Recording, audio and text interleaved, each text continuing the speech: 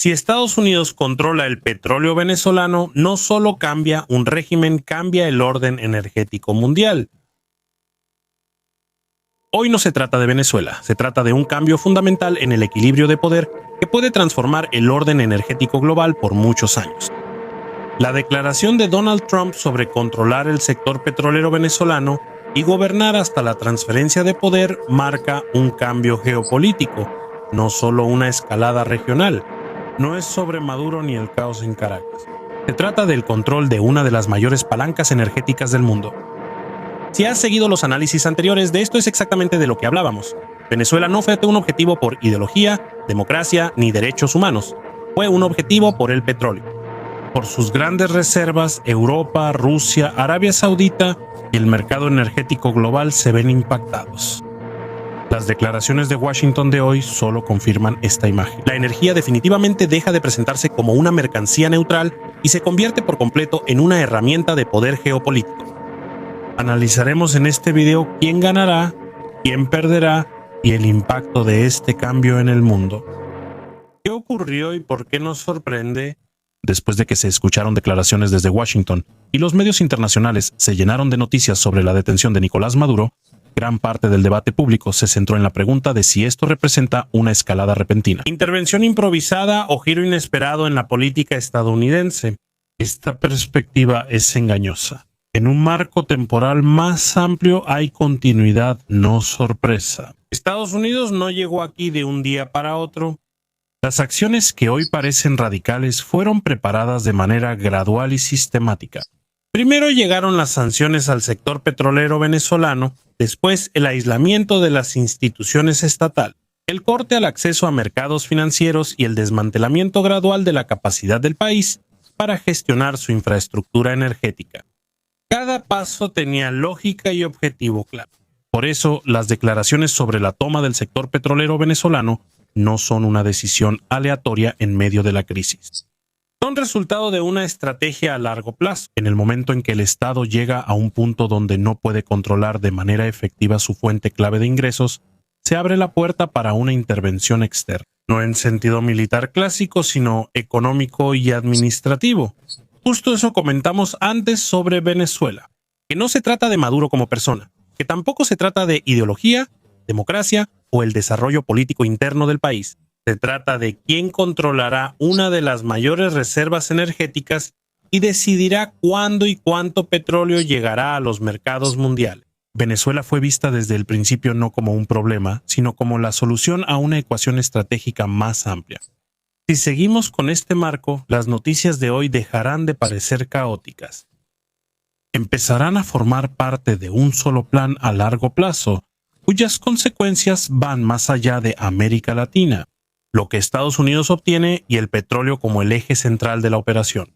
Si observamos la situación actual sin emociones y sin consignas políticas, hoy en día Estados Unidos no obtiene a Venezuela ni como territorio ni como aliado en el sentido clásico. Obtienen algo más importante, influencia sobre el ritmo, dirección y uso del petróleo venezolano.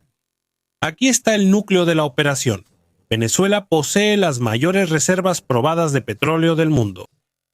Este hecho se conoce desde hace décadas, pero durante muchos años fue prácticamente inutilizable desde el punto de vista geopolítico.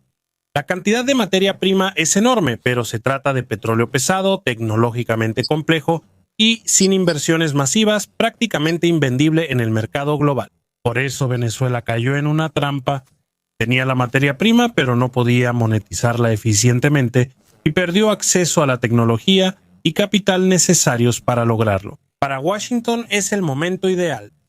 Controlar el sector petrolero no implica llenar el mercado de petróleo barato de inmediato. Implica controlar el potencial futuro, decidir cuándo y cuánto aumentará la producción y el destino del petróleo. En otras palabras, no se trata de los barriles de hoy, sino de los que vendrán en 3, 5 o 10 años. Esto es una diferencia clave frente a las intervenciones militares anteriores. No es una victoria rápida ni un efecto inmediato, sino configurar el tablero energético a largo plazo. Si Estados Unidos logra tomar el control, la producción venezolana se convierte en una herramienta con la que pueden equilibrar las fluctuaciones en Medio Oriente, responder a las decisiones de la OPEP y ejercer presión sobre sus competidores sin tener que recurrir a la fuerza militar. También es una señal para el mercado global. Venezuela deja de ser un productor disfuncional y aislado para volverse una posible reserva estratégica para Occidente. No de inmediato, no sin riesgos, pero con un enorme significado para el futuro. El mercado hoy reacciona con cautela, pero los grandes jugadores ya cuentan con que podría sumarse una nueva fuente al sistema, una que no está bajo el control de la OPEP ni de Rusia. Aquí es donde cambia la perspectiva de la historia. No es una intervención humanitaria ni una reacción improvisada al caos en Caracas. Esto es una transferencia de control sobre el potencial energético, que en el futuro puede decidir los precios, el poder de negociación de los estados y quién tendrá la ventaja en tiempos de crisis globales. En la siguiente parte se dijo que si miramos por qué Venezuela es en esta ecuación una alternativa a Arabia Saudita y por qué esto representa un problema no solo para la OPEP, sino también para todo el modelo actual de gestión del mercado petrolero. ¿Por qué el petróleo barato afectó más a Rusia? Hablar del petróleo venezolano como alternativa a Arabia Saudita no es cuestión de geografía o volúmenes, sino de poder. Arabia Saudita es el pilar del mercado petrolero global porque puede ajustar su producción rápidamente y así estabilizar o mover los precios. Venezuela podría alcanzar esta capacidad en el futuro, pero la diferencia clave es quién tendría esa palanca. Si la producción venezolana mejora bajo supervisión occidental, habría una fuente de petróleo fuera del control de la OPEP. Eso significa que parte del poder que hoy tiene Riad se dividiría. El mercado ya no dependería solo de las decisiones de un solo bloque. Se uniría un jugador que actuaría según prioridades geopolíticas de Occidente, no por la lógica del cartel. Aquí es donde se diferencia Arabia Saudita de Rusia. La baja del petróleo no impacta igual a todos los productores. Arabia Saudita tiene costos de extracción extremadamente bajos. Es capaz de producir petróleo con ganancias incluso a precios muy bajos. Además, tiene grandes reservas financieras y un presupuesto flexible. Puede operar a años con menos ingresos sin poner en riesgo su estabilidad. Rusia no cuenta con esa ventaja. Su presupuesto depende mucho de los ingresos petroleros y gasíferos. Cada baja prolongada de precios reduce los ingresos estatales, limita financiar operaciones militares, gastos sociales y la estabilidad monetaria.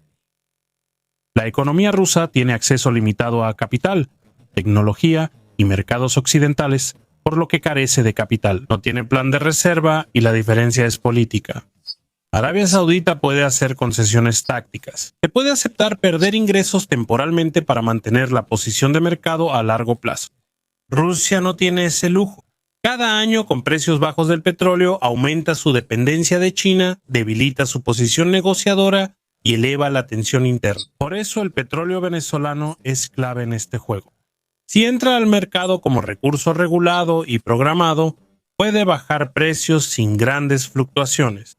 Ese es el escenario más peligroso para Rusia.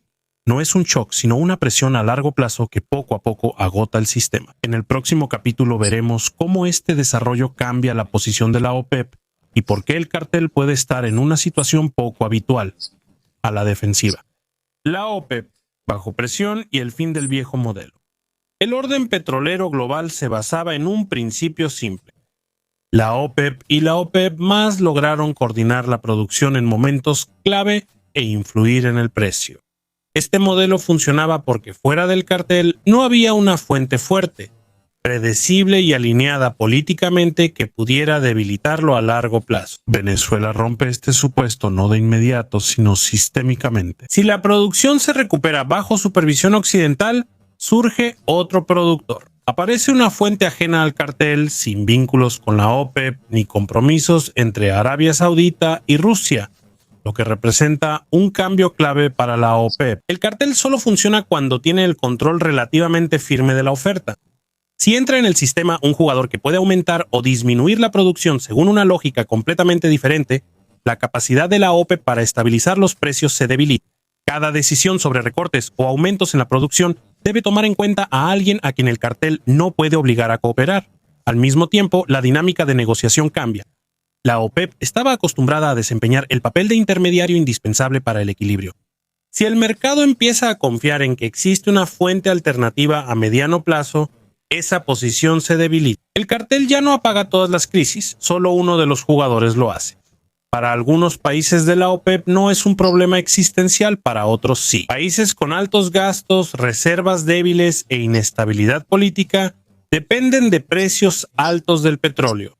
Si el tope de precios sigue bajo mucho tiempo, su margen se reducirá drásticamente. Venezuela no amenaza directamente a la OPEP, lo amenaza indirectamente y de forma constante. No destruirá el cartel de inmediato, pero sí afectará su capacidad de controlar el mercado. Ese es el principal problema para un sistema basado en coordinación y confianza. En el siguiente capítulo explicaremos por qué esto es un cambio global y más un cambio de poder que una guerra en el mundo energético. ¿Por qué es un cambio de poder y no una guerra?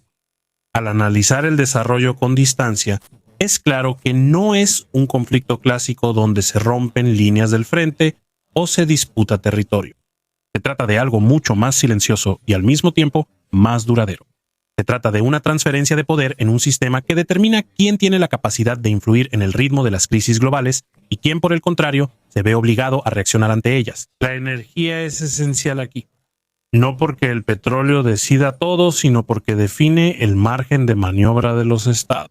Los países que controlan fuentes de energía baratas y estables tienen más tiempo, más opciones y más paciencia.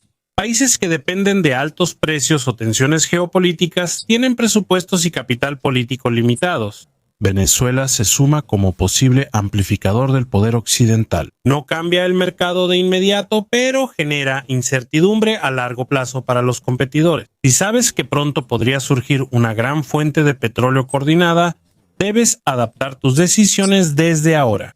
Inversiones, presupuestos, planificación militar y política exterior. Esto es fundamental frente a la guerra.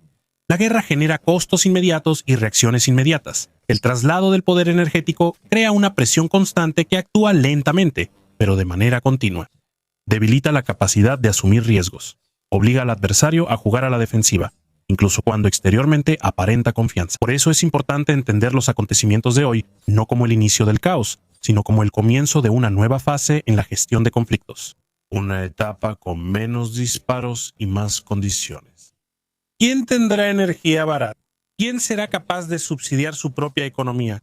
¿Quién puede costear conflictos largos y quién no? En este contexto, la detención de Maduro y el control del sector petrolero son solo la parte visible del proceso que ocurre tras bambalinas. El conflicto real no está en las calles de Caracas, sino en futuras franjas de precios, inversiones y estrategias energéticas estatales. Por eso, en el capítulo final veremos qué podemos esperar a continuación. ¿Cómo pueden responder Rusia, China y la OPEP? ¿Y por qué es probable que esto no sea el final de la historia, sino su comienzo? ¿Qué harán Rusia, China y la OPEP? Si hoy cambia la influencia energética, la clave no es qué hicieron los Estados Unidos, sino cómo responderán los demás actores. Aquí se demuestra que no es un capítulo cerrado, sino el inicio de una nueva fase de negociación global. Para Rusia, la situación es muy incómoda. En el corto plazo, cuestionará la legitimidad del proceso, hablará de violación de soberanía y reforzará la retórica del neocolonialismo. Sin embargo, eso es más defensa informativa que estrategia real. Económicamente, Moscú tiene pocas opciones. No tiene mercados alternativos que puedan absorber la pérdida de ingresos a precios más bajos. No cuenta con reservas para una guerra de precios prolongada, por lo que su respuesta será defensiva y buscará frenar cambios, no revertirlos. China está en otra situación. Para Pekín, Venezuela es fuente de energía y herramienta geopolítica.